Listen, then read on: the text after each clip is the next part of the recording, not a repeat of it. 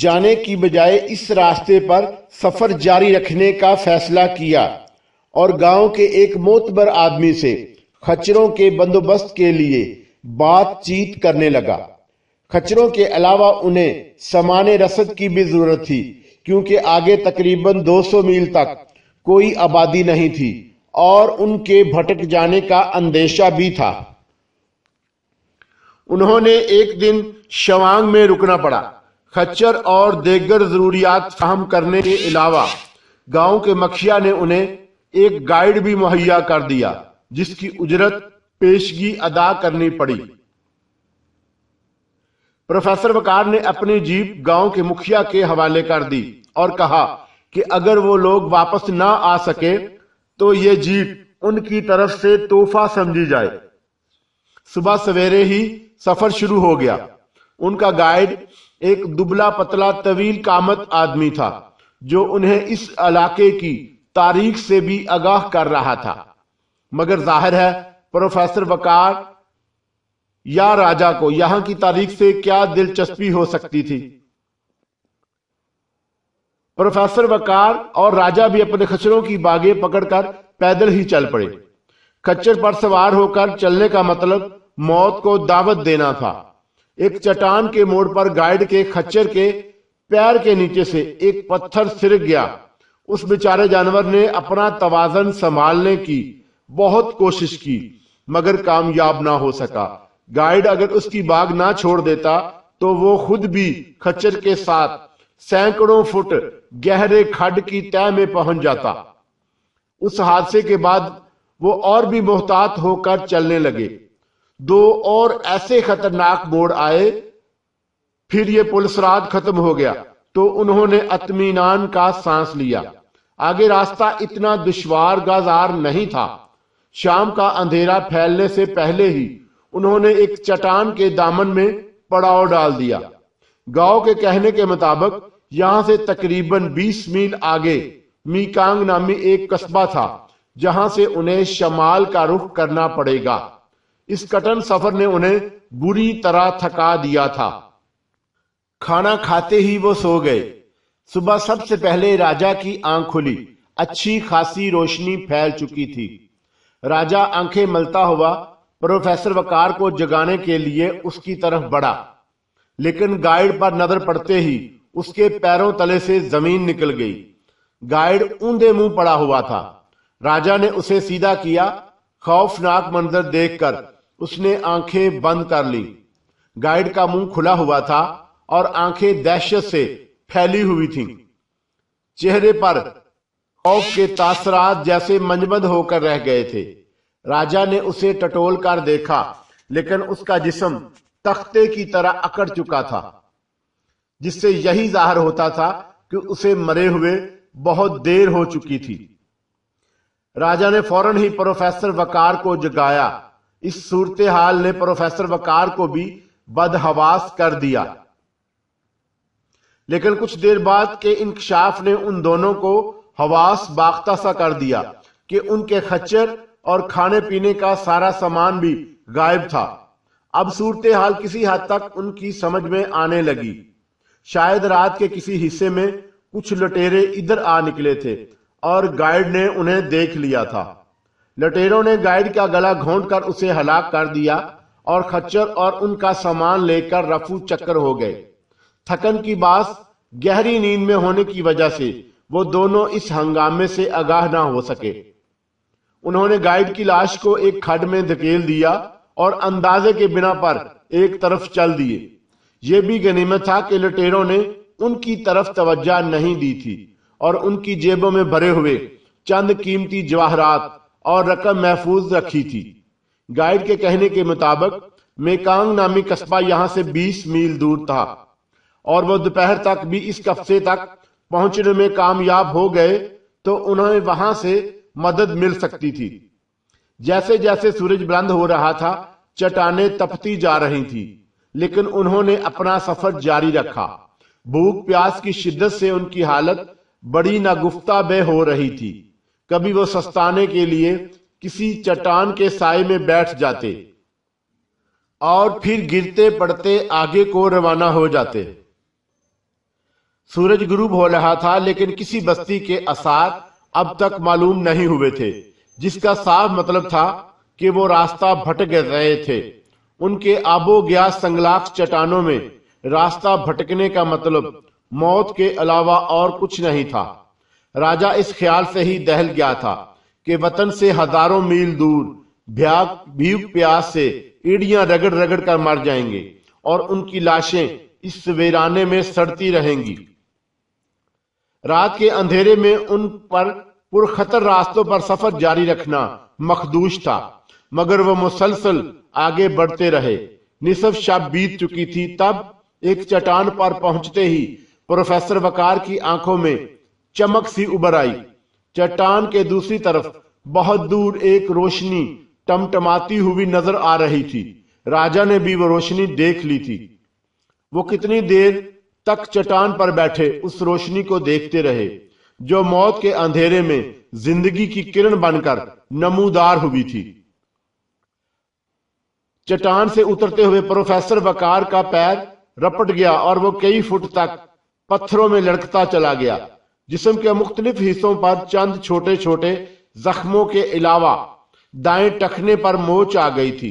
अबतर हालत होने की बावजूद राजा उसे सहारा देकर घसीटता रहा। वह तकरीबन 2 घंटों बाद एक छोटी सी बस्ती के करीब पहुंच गए। बस्ती के कुत्तों ने भौंक भौंक कर उनका इस्तकबाल किया। वो कुत्तों को धत्कारते हुए गली के एक मोड़ पर पहुंच गए और किसी का दरवाजा खटखटा दिया। प्रोफेसर वकार के लिए खड़ा होना दुश्वार था। वो एक दीवार के साथ टिक लगाकर बैठ गया।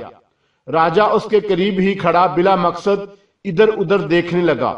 कुत्तों की तादाद में अब इजाफा हो गया था और उन्होंने भौंक भौंक कर आसमान सर पर उठा रखा था। बेल आखिर चंद मिनट बाद उनके करीब ही एक दरवाजा खुला और हाथ में लालटेन संभाले एक तवील कामत आदमी बाहर निकला, जिसने बख्शुओं जैसा लिबास पहन रखा था। वो 2 अजनबियों को इस हालत में देखकर हैरत ज़दा सा रह गया। प्रोफेसर वकार को तिब्बती जुबान पर खासी महारत थी। बूढ़े के पूछने पर उसने बताया कि वो सयाह हैं और रास्ता भटक रहे हैं। उनके साथ ही उसने अपने लुटने की दास्तान भी सुना डाली, मगर गाइड की मौत का तज़किरा नहीं किया। तुम लोग कहां जाना चाहते हो? बूढ़े ने लालटेन की रोशनी में उनके चेहरों का जायजा लेते हुए पूछा। लिहासा। बूढ़ा चौंक सा गया। लिहासा तो यहां से तकरीबन 1 हफ्ते की मुसाफत पर है। इस बेसरसमानी की हालत में तुम लोग वहां कैसे पहुंच सकोगे, जबकि रास्ता इंतहाई मखदूश और खटन है। मेरे टखने में मोच आ गई है। हमें फिलहाल तुम्हारी मदद की जरूरत है।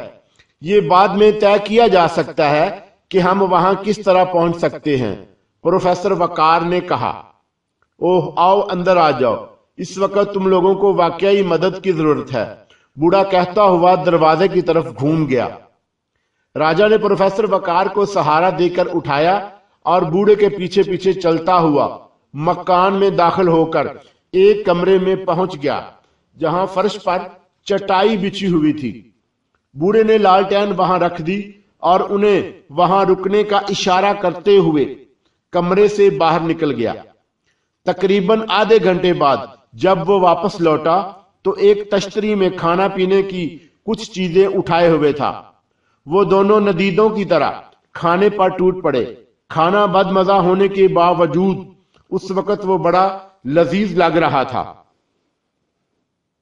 खाने के बाद उन पर गनूदगी सी तारी होने लगी। बूढ़े प्रोफेसर वकार का पैर हाला जलाकर देखा, जिससे प्रोफेसर के होंठों से कराहें निकलने लगी। बूढ़े ने अपने साथ लाए हुए बर्तन में से किसी किस्म की गरम गरम मट्टी से उसके टखने पर लेप कर दिया और पैर को कपड़े से लपेटकर बांध दिया। सुबह तक तुम काफी फर्क महसूस करोगे। अब तुम लोग आराम करो, तफसीली बातें सुबह होंगी। बूढ़ा बर्तन उठाकर बाहर चला गया। प्रोफेसर ने वकार ने सर के इशारे से उसका शुक्रिया अदा किया और चटाई पर लेटकर राजा की तरफ देखा, जो सो चुका था। कुछ देर बाद कमरे में उसके भी हल्के हल्के खराटे गूंजने लगे। 3 روز کے آرام اور معالجے کے بعد پروفیسر وقار اس قابل ہو سکا تھا کہ اٹھ کر پیر پر بوجھ ڈال سکے، لیکن آزادی سے چلنے میں اب بھی دشواری پیش آ رہی تھی۔ بوڑھے میزبان نے اسے مزید 2-3 دن آرام کا مشورہ دیا۔ حقیقت تو یہ تھی کہ وہ بوڑھا ان کے لیے فرشتہ رحمت ثابت ہوا تھا، جو ہر طرح سے ان کا خیال رکھے ہوئے تھا۔ پروفیسر وقار تو اس دوران گھر سے باہر نکلنے کا موقع نہیں ملا تھا، البتہ راجہ کے ذریعے اسے بستی کے بارے میں ایک اندازہ قائم ہو چکا تھا کہ یہاں کے لوگ کس قسم کے ہوں گے۔ یہاں آئے ہوئے 4تھا روز تھا۔ اس دوران پروفیسر وقار بوڑھے سے بستی کے لوگوں کے مالی حالت کے بارے میں کچھ معلومات حاصل کر چکا تھا۔ یہ لوگ اگرچہ غریب تھے، لیکن ان کی فطرت میں حرص یا بددیانتی نہیں تھی۔ اس نے یہ معلومات دراصل اس لیے حاصل کی تھی کہ وہ ایک ہیرا فروخت کر کے کچھ رقم حاصل کرنا چاہتا تھا تاکہ خچر وغیرہ خریدے جا سکے، لیکن یہاں کے لوگوں کی مالی حالت کے پیش نظر اس نے ہیرا فروخت کرنے کا ارادہ ترک کر دیا۔ جو لوگ اپنے لیے 2 وقت کی روٹی بڑی مشکل سے فراہم کر رہے تھے، انہیں بلا قیمتی پتھروں سے کیا دلچسپی ہو سکتی تھی؟ اس نے اسی رقم سے کام چلانے کا فیصلہ کیا جو ان کے پاس موجود تھی۔ روانگی سے پہلے پروفیسر وقار نے مہمان نوازی کے صلے میں بوڑھے میزبان کو کچھ رقم پیش کرنا چاہی، لیکن اس نے کوئی صلہ قبول کرنے سے صاف انکار کر دیا۔ ان کا سفر صبح سویرے ہی شروع ہو گیا۔ دوپہر تک کوئی دشواری پیش نہیں آئی، لیکن پھر راستے کی مشکلات آڑے آنے لگیں۔ گائیڈ اپنے ہاتھوں کی لکیروں کی طرح ان راستوں کے نشیب و فراز سے آگاہ تھا۔ وہ انہیں ایسے راستوں سے لے جانے کی کوشش کر رہا تھا جو اگرچہ قدرے طویل تھے لیکن کسی حد تک محفوظ تھے۔ البتہ کہیں کہیں انہیں خچروں سے اتر کر ایک قطار میں پیدل چلنا پڑتا۔ پچھلے تجربے کی بنا پر اب وہ بہت محتاط ہو کر چل رہے تھے۔ 3 خچر تو ان کے استعمال میں تھے اور 4تھے خچر پر ان کا سامان وغیرہ لدا ہوا تھا جو سب سے آخر میں تھا۔ خچروں کے ساتھ ان کا سارا سامان بھی گہرے کھڈ کی تہ میں پہنچ چکا تھا جسے نکالنا ممکن نہیں رہا تھا۔ وہ رات انہوں نے فاقے میں گزاری۔ اس علاقے میں پہاڑی ندیوں سے بہتاب ہونے کی وجہ سے پانی کے حصول میں کوئی پریشانی نہیں ہوئی۔ دن بھر کے سفر کے دوران وہ پانی پی پی کر پیٹ کی آگ بجھانے کی کوشش کرتے رہے۔ 2 خچروں پر وہ 3 باری باری سواری کر رہے تھے۔ کچھ دیر کے لیے ایک پیدل چلتا، پھر دوسرا اور پھر تیسرا، لیکن تھکن کے باعث وہ جلد ہی رات کو سو گئے۔ رات کا پہلا پہر تھا کہ پروفیسر وقار کی آنکھ کھل گئی۔ اس طرح جاگنے کی وجہ اس کی سمجھ میں نہیں آ رہی تھی۔ چٹانوں پر بکھری ہوئی پچھلے پہر کی چاندنی پرسرار تاثر دے رہی تھی۔ پروفیسر چاروں طرف دیکھنے لگا۔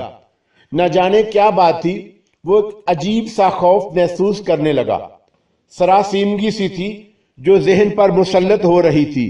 دفتن دائیں طرف کھٹکے کی آواز سن کر وہ چونک گیا۔ وہ پتھروں کے لڑکنے کی آواز تھی۔ اس نے جلدی سے گھوم کر اس طرف دیکھا۔ دوسرے ہی لمحے اسے سینے میں اپنا سانس رکتا ہوا محسوس ہونے لگا۔